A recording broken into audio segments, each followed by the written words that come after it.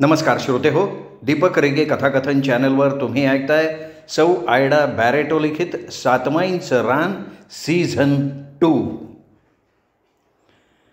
आमचा सखा गेला आणि आमचं कोल्हापूरच्या आंब्याच्या जत्रेला आबांच्या वाड्यात जाणं थांबलं।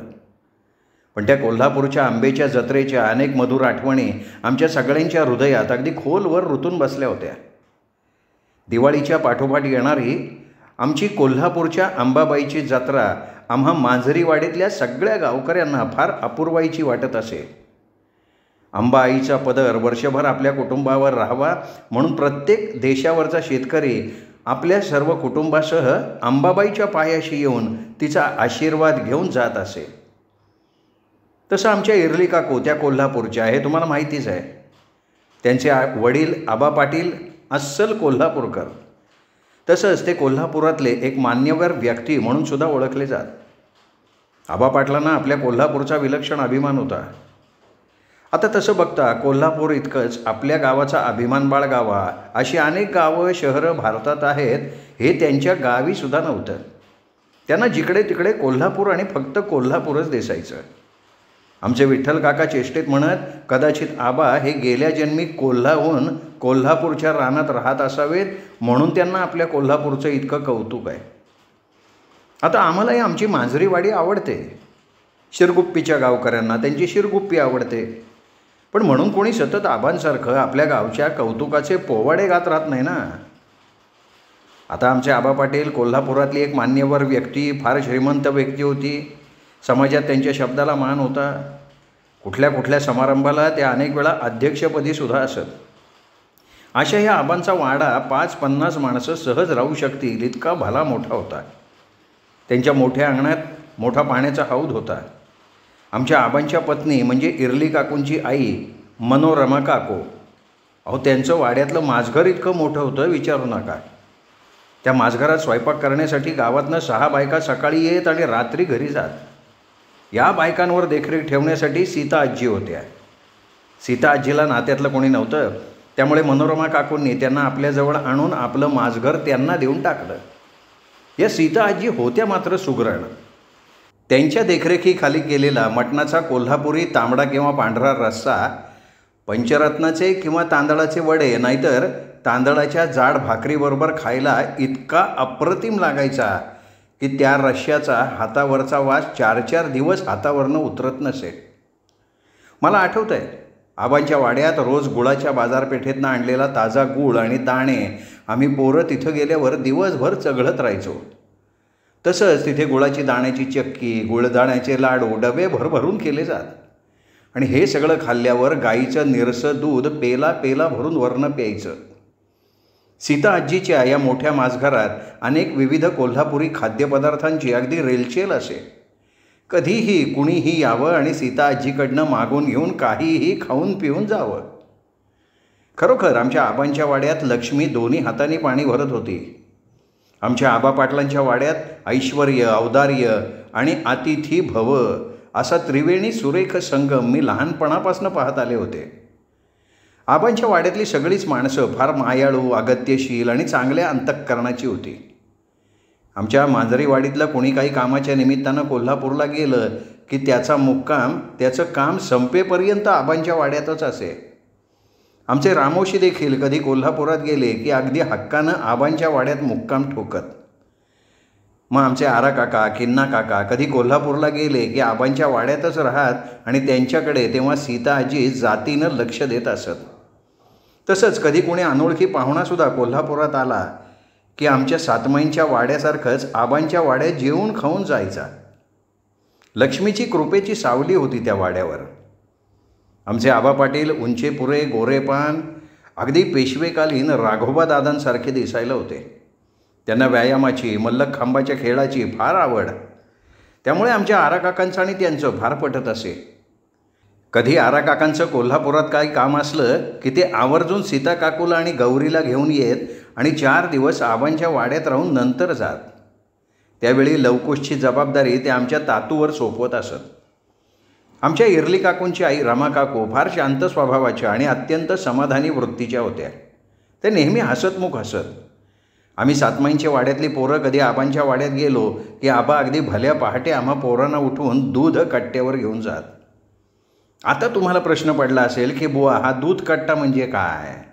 तर कनी दूध कट्टा म्हणजे कोल्हापुरातले काही गवळी आपली म्हैस घेऊन एका विशिष्ट ठिकाणी येत आणि त्या म्हशीचं ताजं अमृततुल्य धारोष्ण दूध काढून लगेच प्यायला देत. त्यालाच दूध कट्टा असं म्हटलं जाईल. आता आलं ना लक्षात तुमच्या दूध कट्टा म्हणजे काय? आमच्या आबाच्या कोल्हापुरात गंगावेशीचा दूध कट्टा फार प्रसिद्ध. आबा नेहमी आम्हा पोरांना याच गंगावेशीच्या दूध कट्ट्यावर घेऊन जात. त्यावेळी आम्ही पोरं ते आत्ताच काढलेलं ताजं धारोष्ण दूध आमच्या ओठावर सफेद मिशा लावून एकमेकांना हसत चिडवत पोट फुटेपर्यंत प्यायचो. आता तसं आमच्या सातमाईंच्या वाड्यात देखील आम्ही पोरं आमच्या म्हशीचं काढलेलं ताजं दूध रोज पीत होतो. पण घरातलं ते दूध पिणं वेगळं आणि हे दूधकट्ट्यावरचं दूध पिणं फार वेगळं. म्हणजे काय तर घर की मुर्गी दाल बराबर और बाहर की दाल मुर्गी बराबर असा तो प्रकार. इथे त्या दूधकट्ट्यावर आम्ही पोरं ते मिशा येणारं दूध हसत खेळत कोण जास्त पितो हे आबांना दाखवण्यासाठी प्यायचो. तर घरी आईनं दिलेलं दूध पिताना आई डोळे मोठे करून उभी असे आणि शेजारी ते दूध चिडवत प्यायला कोणीही नसायचं. त्यात तिचं चला लवकर दूध पिऊन मोकळं व्हा हे ओरडणं चालू असायचं. तसं या दूधकट्ट्यावर कटकट करायला आईसाहेब नसत. आमच्या मनाचे आम्ही राजे. आमच्या आबांना एक मुलगी आणि 2 मुलगे होते. त्यांचा मोठा मुलगा शंकर हा आपल्या वडिलांसारखा होता दिसायला. तर दुसरा मुलगा बाजीराव आपल्या आईच्या वळणावर गेला होता. हे दोघेही भाऊ अत्यंत मोकळ्या विनोदी स्वभावाचे होते. त्या दोघांच्या पत्नीही मोठ्या घराण्यातल्या त्या दोघांना साजेशा होत्या. शंकरच्या पत्नीचं नाव होतं कमल तर बाजीरावाच्या पत्नीचं नाव होतं वत्सला. या दोघीही थंड स्वभावाच्या पण फार कामसू होत्या. तरी ते दोघे आपल्या माझघरात फार कमी असत. आल्या गेल्या पाहुण्यांची सरबराई करण्यात त्यांचा वेळ जात असेल. तशा त्या दोघीही आमच्या मनोरमा काकू आणि सीता आजीच्या अगदी आज्ञेत होत्या. ह्या आबांच्या वाड्यात कसलेच मतभेद किंवा कलह असे कधीच झाले नव्हते. हे सगळं कुटुंब मायेच्या एका धाग्यानं परस्परांची घट्ट बांधलेलं होतं. त्या सर्वांच्या चेहऱ्यावर एक समाधानाचं हास्य नेहमी विलसत असे. आमचे सुरेश आणि रमेशदादा चिकोडीहून दिवाळीच्या सुट्टीत किंवा उन्हाळी सुट्टीत मे महिन्यात आमच्या सातमाईंच्या वाड्यात आले की आबा पाटील आपली जीप घेऊन येत आणि आम्हा पोरांना त्यात मेंढराप्रमाणे कोंबून आपल्या वाड्यात म्हणजे कोल्हापूरला घेऊन जात. आणि नंतर आम्हा पोरांची अगदी मज्जाच मज्जा.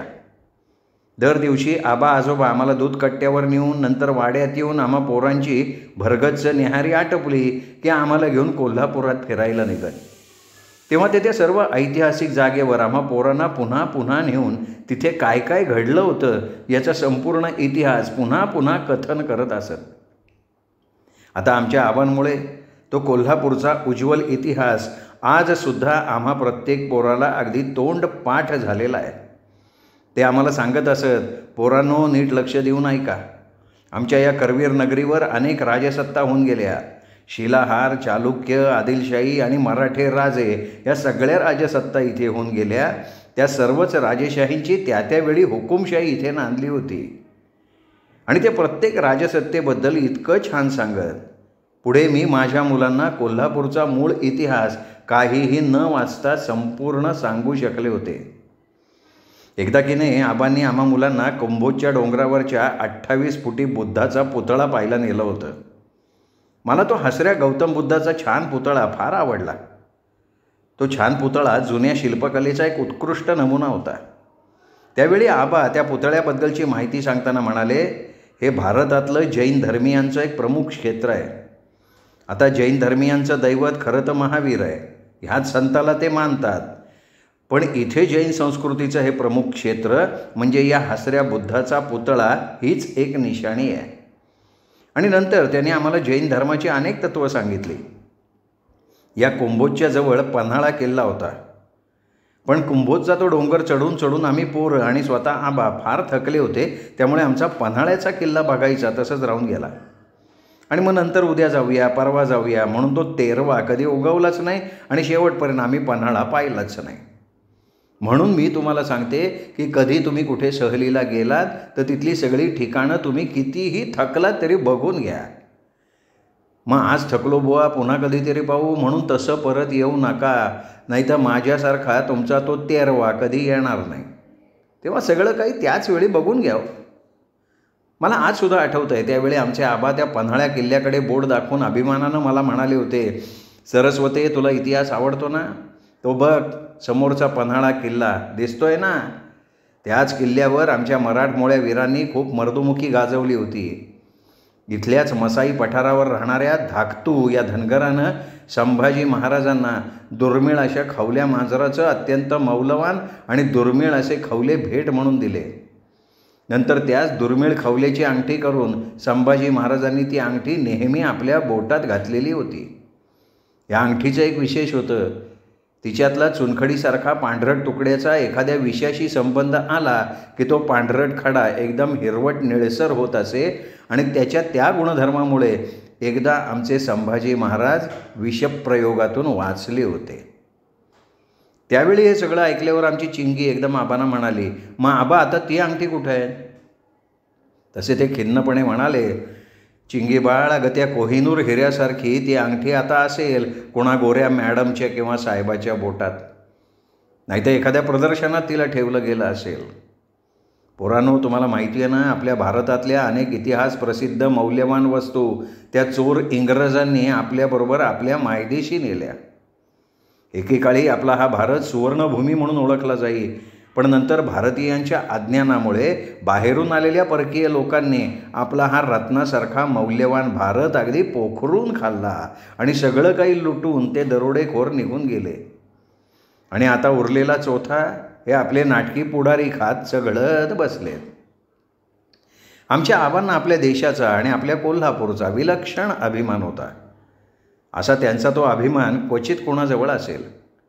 एकदा त्यांनी कोल्हापूरचं महालक्ष्मी मंदिर आणि अंबाचं अत्यंत सुंदर बघायला माझ्या आजीला, आत्याला, सगळ्या काकूंना आणि आम्हा मुलांना अगदी आग्रहाने घेऊन गेले. त्यावेळी आबा अभिमानानं त्या मंदिराची माहिती सांगताना म्हणाले, ह्या आमच्या कोल्हापुरातल्या सगळ्या जुन्या मंदिरांचं बांधकाम 7व्या शतकातलं असून ही दोन्ही मंदिरं चालुक्य राजा कर्णदेव यांनी बांधायला घेतली होती. नंतर ती 9व्या शतकातल्या शिलाहारांनी बांधून पूर्ण केली. खरोखर मला आजसुद्धा अत्यंत सुंदर कलाकृतीची ती जुनी मंदिरं आठवतात. काही काही मनोवेधक सौंदर्य कायमचं आठवणीत राहतं, तशी ही दोन्ही सुंदर मंदिरं नेहमी माझ्या आठवणीतच राहिली. आमचे आबा त्यावेळी रामदास काकांना म्हणाले, रामदास, आमच्या कोल्हापूरच्या करवीर प्रांतात भगवान श्री विष्णू आणि महालक्ष्मीचा कायमचा निवास आहे असं मानलं जातं. ते स्थान 108 शक्तिपीठांपैकी एक. तिथलं वैशिष्ट्य म्हणजे या ठिकाणी इच्छापूर्तीबरोबर इच्छामुक्तीसुद्धा मिळते. या अत्यंत प्राचीन मंदिराचं बांधकाम 7व्या शतकात चालुक्य राजा कर्णदेवानं या मंदिराची सुरुवात केली. तेव्हा आमचे विठ्ठल काका मध्ये म्हणाले, आबा तुम्ही हा सगळा इतिहास सुरुवातीला 2 वेळा सांगितला आहे, आता पुढचं काय ते सांगा. तसे आमचे आबा हसत म्हणाले, अरे पोरा विठ्ठला, हा कोल्हापूरचा ज्वलंत इतिहास पुन्हा पुन्हा सांगताना आम्ही असाच वाहवत जातो. आता बघ पोरा, इथल्या ह्या देवीची मूर्ती ही 40 किलो वजनाची असून ती साधारण 5-6 हजार वर्षांची फार जुनी आहे. या देवीचं तोंड पश्चिमाभिमुख असून ती संपन्नता आणि सुखशांती देते. त्यावेळी हे ऐकून माझी आजी कौतुकानं आबांना म्हणाली, खरंच आबा, तुमच्या कोल्हापूरचा इतिहास किती मोठा आहे. त्या मानाने आमच्या मांजरीवाडीला इतिहासच नाही. हे ऐकून आमचे शिवा काका एकदम हसत म्हणाले, आये, आमच्या मांजरीवाडीचा देखील इतिहास असावा. म्हणजे त्यावेळी दूरदूरच्या गावातली माणसं त्यांच्या गावात नको असलेली मांजरीची पिल्लं आमच्या गावात सोडत असावीत आणि त्यामुळे आमच्या गावाला मांजरीवाडी हे नाव पडलेलं असावं. म्हणजे तो सुद्धा एक इतिहासच ना. आम्ही सगळेजण त्यावेळी हसलो होतो, पण तेव्हाच यमी म्हणाली, मग आजोबा, तुमच्या कोल्हापुरात कोल्हे सोडत असतील म्हणून तुमच्या गावाला कोल्हापूर नाव पडलं का? मग आम्ही पुन्हा सगळे हसलो. त्यावेळी मात्र आमचे रामदास काका गंभीरपणे म्हणाले, तरी काहीही म्हणा आबा, माझ्या मते प्रत्येक गावाचा काहीतरी इतिहास हा हवाच. म्हणजे तुमच्यासारखं कोणी मांजरीवाडीत आलं तर त्यांना तो आम्हाला अभिमानानं सांगता येईल. आणि तसं बोलणाऱ्या आमच्या रामदास काकांना किंवा आम्हा कोणालाही कल्पना नव्हती की आमच्या मांजरीवाडीतही एक काळाकुट्ट इतिहास आमचे आरा काका आणि मुंगळ्या घडवणार आहेत आणि तो काळा इतिहास आमच्या पिढ्यानपिढ्या विसरणार नाहीत. या सगळ्या गोष्टींची मला आज आठवण आली की वाटतं आमचे आरा काका कधीच कोणाच्या वाड्यात स्वतःहून जात नसत. तसंच ते कधी मुद्दामून आमच्या सातमाईंच्या पारावरही आलेले नव्हते. म्हणून त्यांच्या भविष्यात घडणाऱ्या घटनांची भविष्यवाणी करण्यास आमच्या सातमाई कदाचित त्यांना नीट ओळखत नसाव्यात. त्यामुळे दुर्दैवानं आमचे नागव काका त्यांच्याबद्दल कधी नीट बोलले नाहीत. तरी सातमाईंनी त्यातल्या त्यात आरा काकांना त्यांच्यावरच्या संकटाची सूचना दिलीच होती की आम्ही पोरं आबांबरोबर कोल्हापूरला फिरायला गेलो की ते आम्हाला त्यांच्या खास चपलाच्या दुकानातून कोल्हापुरी चामड्याच्या चपला घेऊन देत असत. त्यावेळी आम्हा पोरांना चालताना त्या करकर वाजणाऱ्या नव्या चपलांचं किती कौतुक वाटायचं. ते माझ्या बाबांना आणि काकांना सुद्धा दरवर्षी आग्रहानं कोल्हापुरी चपला घेऊन देत असत. एकदा त्यांनी आमच्या सगळ्या रामोशांना ह्या कोल्हापुरी चपला घेऊन दिल्या होत्या. त्यावेळी त्या सगळ्यांनी आबांच्या पायावर 4-4 वेळा डोकं टेकवलं होतं. आम्हा पोरांना आबा नेहमी आम्हाला काय हवं ते घेऊन देत आणि आमची खरेदी आटोपली की ते आम्हा सगळ्यांना घेऊन चोरगेची झणझणीत कोल्हापुरी मिसळ घेऊन खायला देत. ते नाका डोळ्यात पाणी आणणारी तिखट झणझणीत मिसळ आम्ही पोरं हास्य हुश्य करत हादडायचो. नंतर हू हू करत त्या मिसळेवरनं थंड दह्यानं भरलेले द्रोण तोंडाला लावत आमची तिखटानं पोळलेली तोंडं थंड करायचो. आणि ते संपलं की कोल्हापुरी कंदहारी पेढे भरपूर होतेच खायला. त्यावेळी हे सगळं आम्ही खाताना आबांचं कोल्हापूरचं कौतुक चालू असे. त्यावेळी ते कोल्हापूरचं कौतुक ऐकत ते तिखट आंबट गोड खाणं खायची एक वेगळी लज्जत आम्हा पोरांना वाटत असे. आपल्या कोल्हापूरचा जगावेगळा अभिमान असलेल्या आबांना छत्रपती शाहू महाराजांबद्दल अत्यंत आपुलकी आणि आदर होता. ते अगदी अभिमानानं सांगत, पोरांनो, तुम्ही बघता हे आजचं आधुनिक कोल्हापूर आमच्या छत्रपती शाहू महाराजांनी घडवलेलं आहे. आमचे शाहूराजे प्रबोधनकार होते, तसेच ते नव्या विचारसरणीचे होते. त्यांनीच तारा राणीच्या या गादीला कर्तृत्व संपन्न आणि तेजस्वी अशी कारकीर्द दिली. त्यांच्या मते समाजकार्य हेच खरं राजकारण आहे. ते जन्मभर बहुजन समाजाच्या उन्नतीसाठी झटले होते. त्यात विद्यार्थ्यांना प्राथमिक शिक्षण घेणं त्यांनी सक्तीचं केलेलं होतं. तसंच दूरदूरच्या विद्यार्थ्यांसाठी शिक्षणाबरोबर त्यांच्या राहण्याच्या आणि निवासाच्या स्थानासाठी त्यांनी कोल्हापुरात अनेक वसतिगृह बांधली. त्याप्रमाणे बलूची पद्धत, महारकीची वतनं, वेठबिगारी संपूर्ण रद्द करून त्यांनी गोरगरिबांचं उच्च समाजाकडून होणारं शोषण थांबवून या चांगल्या शाहू महाराजांनी त्यांना नवजीवन दिलेलं होतं. त्यावेळी आम्ही सगळी मुलं अगदी भारावून हे शाहू महाराजांचं कर्तृत्व ऐकत होतो. त्यावेळी आबा अगदी भारावलेल्या आवाजात म्हणाले होते, पोरांनो, असे आपल्या प्रजेसाठी झटणारे छत्रपती शिवाजी महाराज अग्रस्थानी आहेत. तरी अशा अनेक छत्रपतींनी अनेक लढाया जिंकून आपलं नाव अजरामर केलं, पण आमचे शाहू महाराज त्या सगळ्यांमध्ये वेगळे होते. ते नव्या विचारसरणीचे आणि गरिबांचं दुःख वेदना समजावून घेणारे होते. तसंच ते रसिक होते, कलाप्रेमी होते. त्यांना शिक्षणाचं महत्त्व माहिती होतं आणि हे सगळं असूनही त्यांना शिकारीचा नाद होता. तसंच कुस्तीगीरांची त्यांना आवडसुद्धा होती. प्रत्येक चांगल्या गोष्टीची त्यांना आवड होती.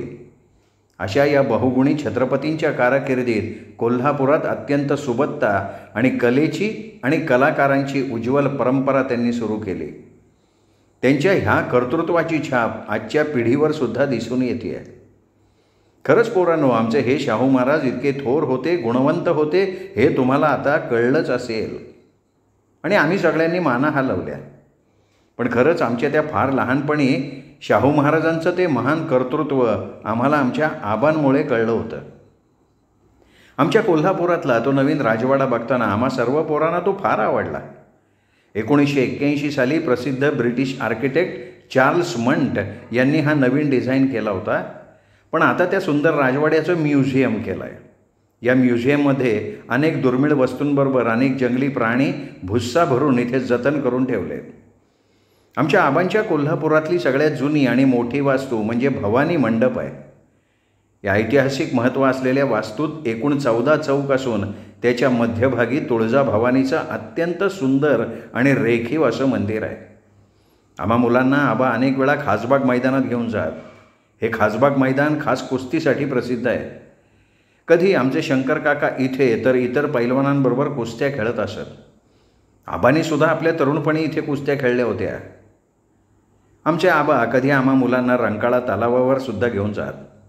या छान तलावाच्या मध्यभागी रंका भैरवाचं मोठं प्रसिद्ध देऊळ असून त्या देवळाच्या पश्चिम किनाऱ्यावर प्रसिद्ध असा शालिनी पॅलेस आहे. मला आजसुद्धा ते विविध प्रसिद्ध वस्तूंनी भरलेलं कोल्हापूर आठवतं. ते कोल्हापूरचे विलक्षण अभिमान असलेले आबा आठवतात आणि वाटतं कोल्हापुरातली ती सगळी माणसं आगळी वेगळी आहेत, अस्सल कोल्हापुरी साजासारखी.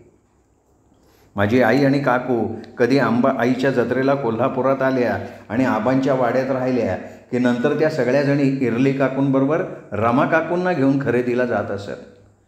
त्यावेळी माझ्या काकू आणि आई आपली मनपसंत कोल्हापुरी इरकली लुगडी घेत, तसंच नंतर कोल्हापुरी साजाची खरेदी व्हायची, तर कधी कोल्हापुरी चपला घ्यायच्या. तेव्हा इरली काकू त्यांच्यासाठी प्रसिद्ध कोल्हापुरी लाल तिखट लवंगी मिरच्यांची खरेदीसुद्धा करत. आमच्या वाड्याकडचं कोणी आबांच्या वाड्यात गेलं की आमच्या रमा काकू सीता आजींना खास कोल्हापुरी भरली कोंबडी, वडे आणि मटणाचा झणझणीत रस्सा करायला सांगत. पांढऱ्या रश्श्याबरोबर तांदळाचे वडे आणि ज्वारीच्या भाकरीबरोबर कोल्हापुरी भरीत हा असा खास बेत त्यावेळी ठेवला जाईल. खरंच सांगते, या आंबेच्या जत्रेच्या वेळचं आबांच्या वाड्यातले ते दिवस अगदी न विसरण्यासारखे होते. श्रोते हो, या प्रकरणाचा हा भाग इथेच संपला. प्रकरणाचा पुढचा भाग ऐकण्यासाठी उद्या भेटूया दीपक रेगे कथाकथन चॅनलवर. तोपर्यंत नमस्कार श्रोते हो.